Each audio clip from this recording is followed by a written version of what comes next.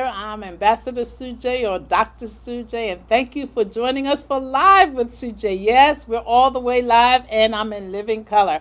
We are so delighted for this series, Black Women Leaders. Most of all, we're so excited to have you joining us. And my guest today is Judith Gaffney. How are you today? Doing well. So glad to be here. Thank you for having me on your show today. It's my pleasure. And you are the president and CEO of Culture Trees. What is Culture Trees? Hey, Culture Trees is a garment collection, I should say, a garment company, a fashion company, a clothing line of bodacious colors and motifs and prints that are African inspired. I love it. So this is National Black Business Month all over the world, especially in the United States. And we have a special keen interest, particularly in black women-owned businesses, because you know about the Global Black Women's Chamber of Commerce, which is a sponsor. But we're looking about how do we highlight and also collaborate. So how did you get this idea, this vision for bodacious colors, motifs that are African, and you're designing things like bathing suits that we don't usually see black designers? What was the vision? Well, the vision started when I saw, you never believe this, Black Panther. Oh my goodness. So that's where the vision started. So I saw Black Panther and I was so intrigued by the colors and the costumes. I'm like, this is amazing. Yes. It was just, it had me awestruck. I'm like, this is beautiful. And so I thought about it and, just pondered over it. I was really impacted by the movie. And then days later, I would say after that, I really felt God put upon my heart now start an African-inspired collection. But take it to another level.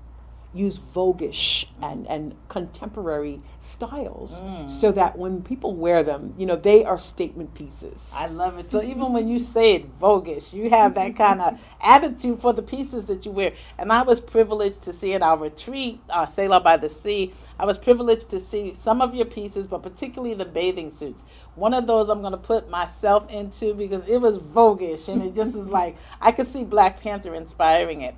But before that, you were also designing African-inspired outfits, one of which is going to be worn by Melba Moore in your sister and your movie, Tried by Fire. So tell us about other designs that you have and other things that you're doing with bodacious, voguish colors. Yeah, well, I truly believe the whole theme and the vision of this collection is really to empower, embolden, and change atmospheres.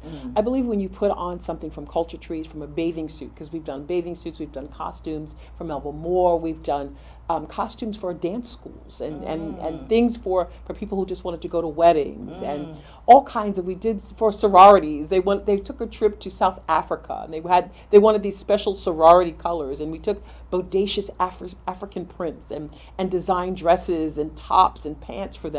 So we have, there's a gamut of things that we've done, but we're more than a clothing company. We seam dreams. Say that again. We seam dreams. We seam dreams. If you dream it, we want to do it for you. Maybe you don't see it in the store. Maybe you just want to wear something totally different. But what we want to do is take your dream and we want to put it into fabric so that when you wear it, you are wearing what you dreamed. So that's who we are. We basically are a company that wants to take your dream and cause it to come alive through fashion. So that when you walk into the room, you really command that room. Oh, yes. Oh, yeah, I love it. So what I like so much is that you have sizes that are petite all the way to sizes that are plus, and so that every woman who has whatever figure has an opportunity to wear your clothes. What was that about? So that was about really including everyone. I mean, there's this big word now, buzzword, quote unquote, inclusivity. Yes. But from the beginning, I just wanted everyone to feel a part of Culture Trees, no matter what color you are. Yes. Whether you're yellow, whether you're brown, whether you're blue, whatever color you are, I wanted you to feel a part. And I really believe that because of the bodacious colors, they're therapeutic. They're therapeutic to those who you are with, and to those who you encounter, and to yourself. So definitely, we wanted everyone, no matter what size you were, to feel good in Culture Tree's garments. Well, I'm going to thank you because I've been this height since 6th grade. And so, as a 6th grader, there weren't many things that had arm lengths or leg lengths or pant lengths. And so there wasn't very much. So we had to kind of create some stuff. Even sometimes go in the male department to find jeans because at that point, there weren't female clothes that really fit everybody. So I want to say thank you for that. So where does one find you? So do you get referrals or do people just know where your website is?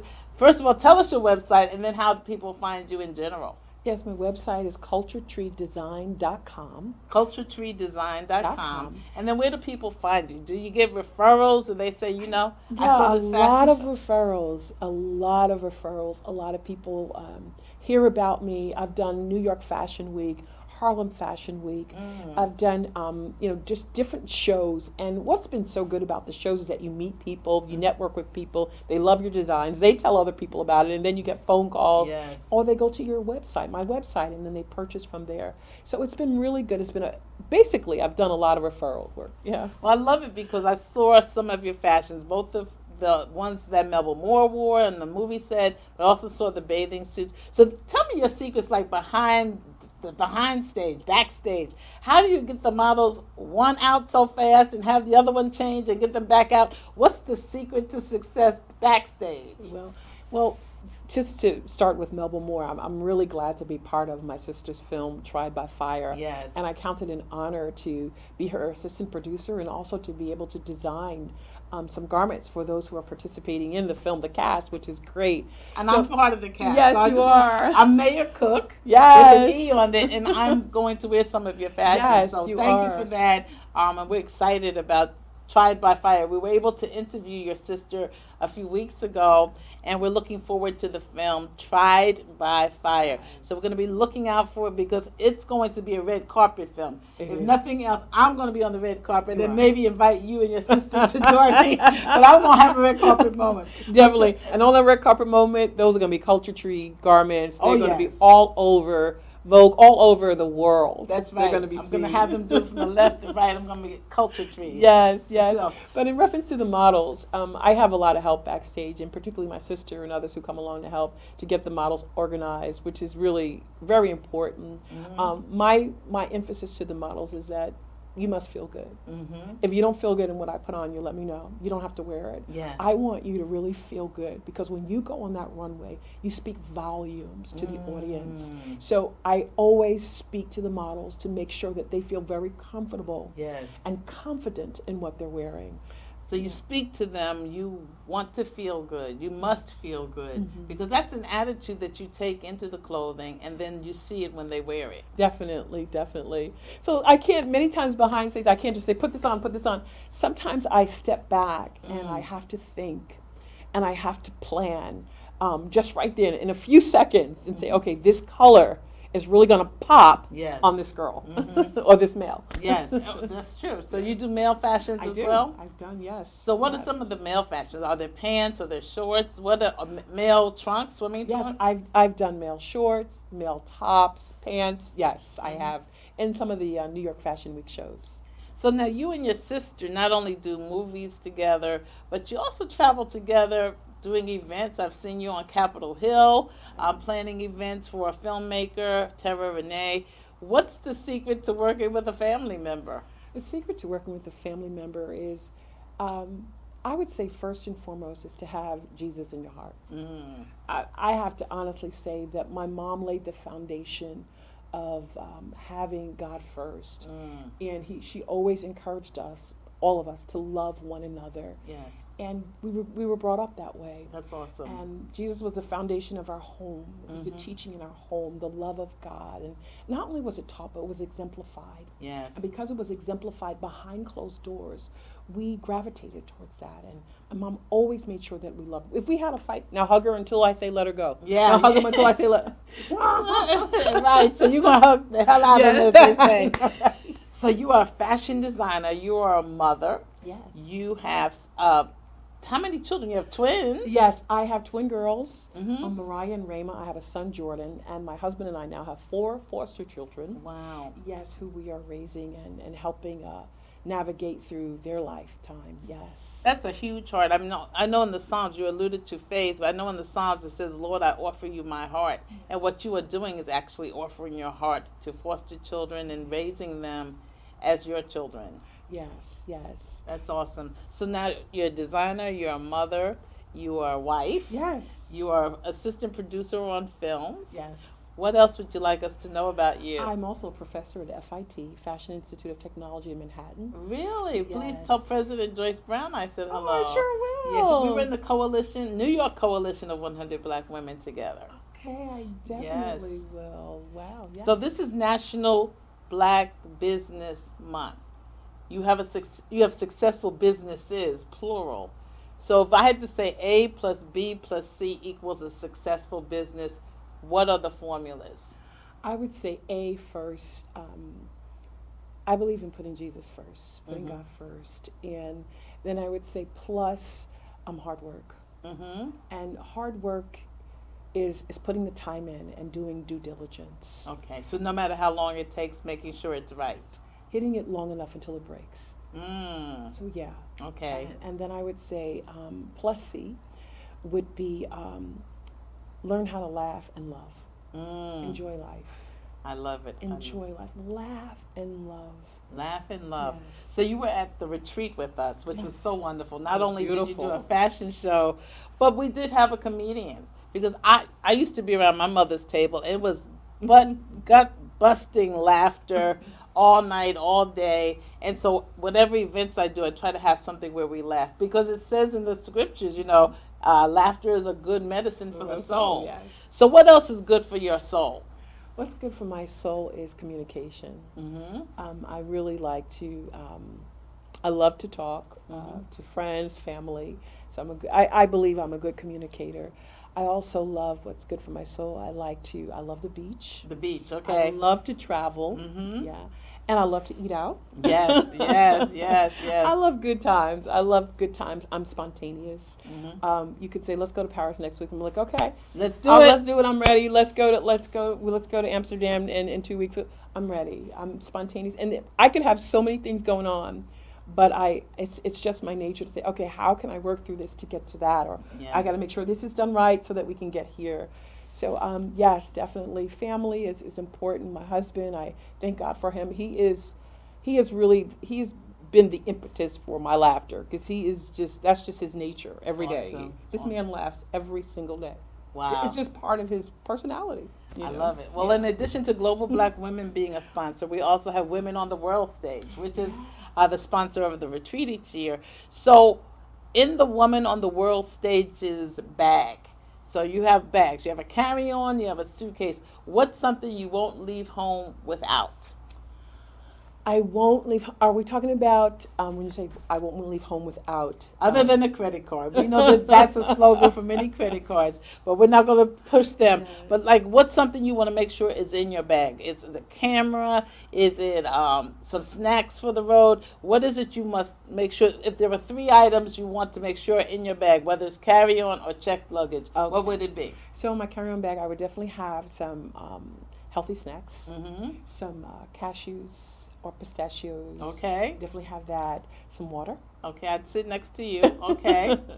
And definitely something to keep me warm. Keep you warm. Yes. So just a little shawl or something. Because the air conditioning can vary. Yes.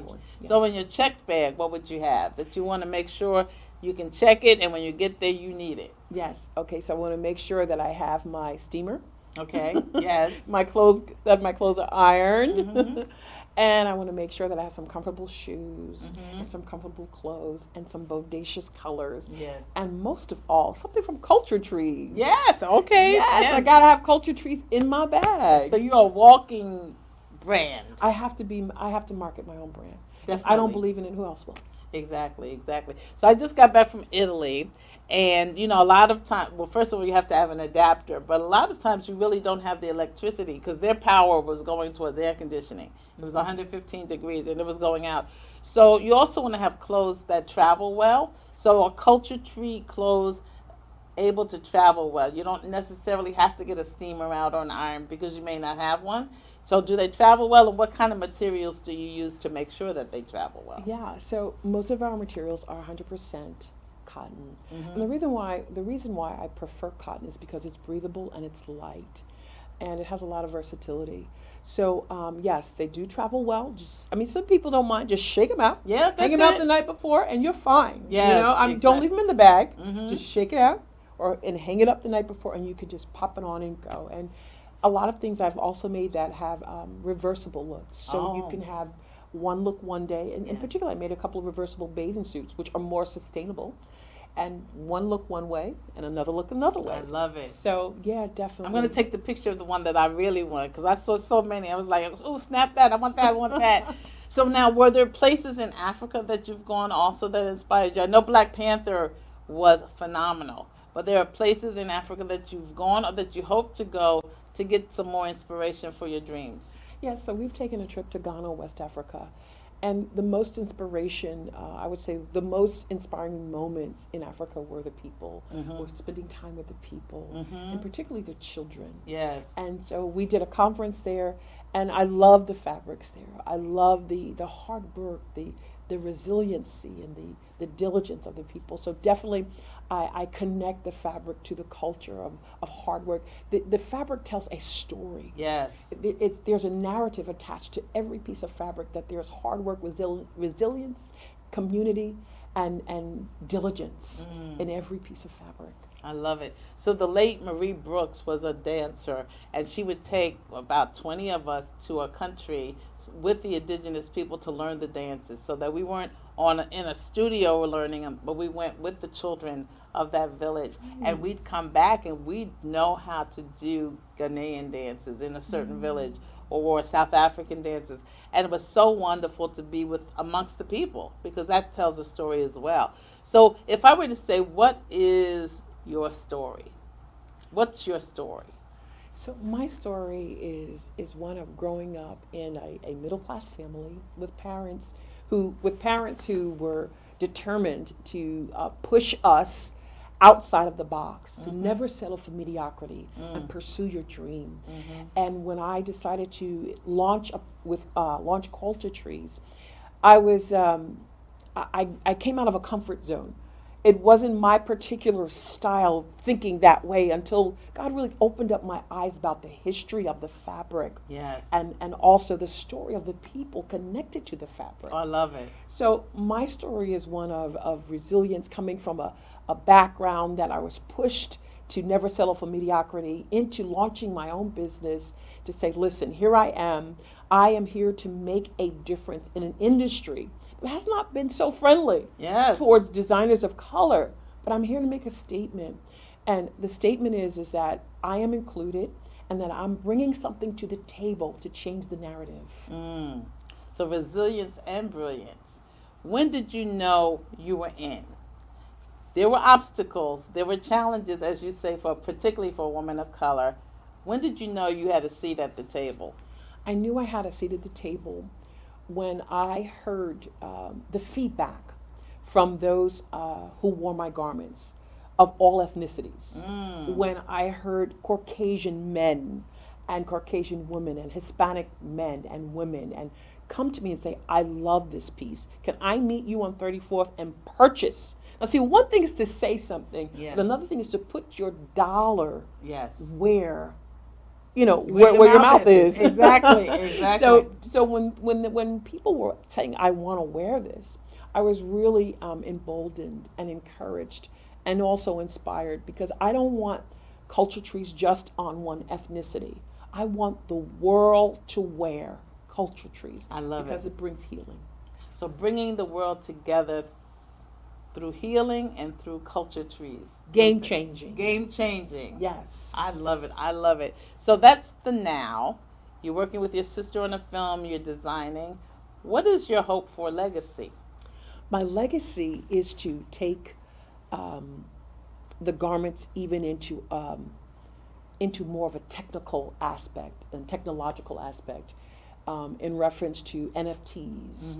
And so that now these garments are not fabrics that will just pass away and when they deteriorate, but now you can purchase them digitally and you can add them to your portfolio. Yes. And now not only attached to the fabric, but you have what I call AI, artificial intelligence, where with every garment you can put your phone to it and it tells you the story, the history about the fabric. I so love just that. taking it to a whole nother level in reference to technology, and whereas these garments will outlive this generation.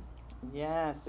So you're talking big stuff, and I love it. And AI, I mean, you're going there. So what would your staff look like now? Because they have skills perhaps that we don't have because some of us are pre-technology. I don't know about you. I'm a serious boomer. But so what would your staff look like to help you get to that next level?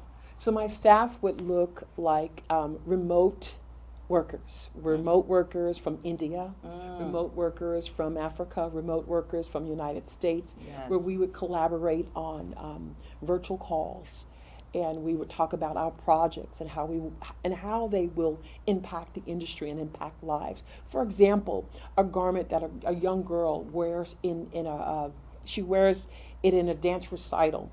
Now her grandparents could have this piece of fabric, and when they look at the fabric and use their phones, they have the history not only of the fabric, but they have her picture. Yes. So my idea is to work with those who are tech savvy and those who are not tech savvy, because we can all bring our ideas to the table. Yes. And then we can collaborate and think of how we can cause this to outlive us. I love it. I love Cause it. the story.